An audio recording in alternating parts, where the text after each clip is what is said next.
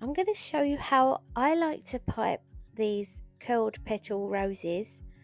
They're one of my favourite flowers in the garden. I just love how many petals they've got and how they all curl over at the edges and they're all messy. I absolutely love them.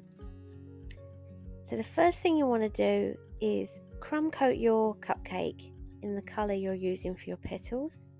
Have your paper towel handy, and then the piping tip I'm going to use, let's just clean it off here. This is a GG1062. It's this very thin crescent shaped tip.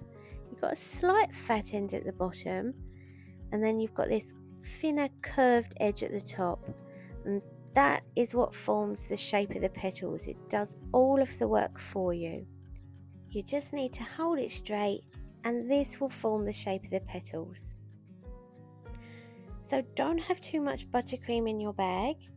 Push it all down to the bottom and then make sure your bag is nice and tight so you've got full control over it and have a good grip around it. So the first thing we're going to do is just line up this fatter side of the tip in the center of the cake. Just ignore the thin bit that curves around. We're just interested in this fat bit.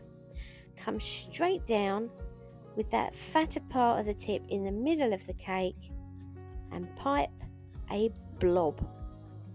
It's a misshapen blob because of the shape of the piping tip, but you can just ignore that bit. We're going to pipe over that. It's this fat bit in the middle that you want to concentrate on. So to start your center off, we're just going to pipe a straight line across that blob. So hold the tip vertical to it and just pipe a very thin petal going across it like that. Now turn the cupcake and we'll put one on the other side. So again, pipe across, stop piping and come off. And now with this last one, we're just going to move that tail out of the way.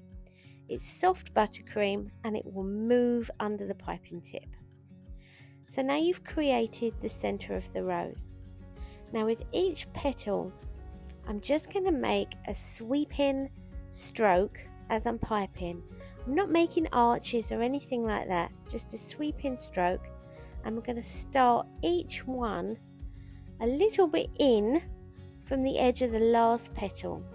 So come in a little bit, pipe a line, turn the cake, come in a little bit, pipe a line, turn the cake, come in a little bit, pipe a line. You just keep on going round like this.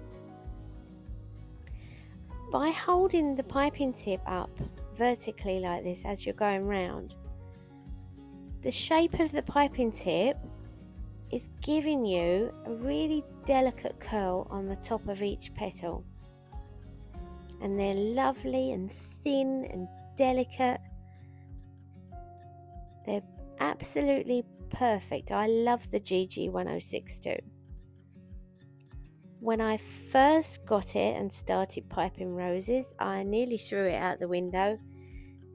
It really was it took me a little while to get used to, but once you've got it, you've got it. There's no going back. You can see these petals are getting a little bit longer as I'm going round. If you need to stop and tighten up your bag, do that straight away and make sure you clean off your piping tip if there's any buttercream on it. Remember, you want a nice tight bag and check the angle of your piping tip when you go again. So now I'm starting to come towards the edge of the cake. I'm just going to angle the piping tip out a little bit. It's ever so slight, you don't want to do it too much, otherwise the petals have a bit too much of a curl on the top. And if your buttercream's really soft as well, they just start looking like a splodgy mess.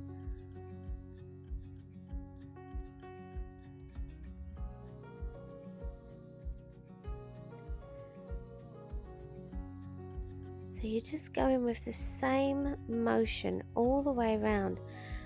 And I keep this going until I reach the edge of the cupcake. I don't turn it and come back the other way with the petals or anything like that. I just keep going.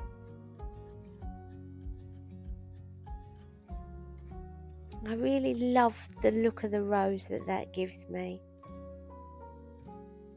I think one more in here. And there we go. That is exactly how I pipe my large curled petaled roses with the GG 1062.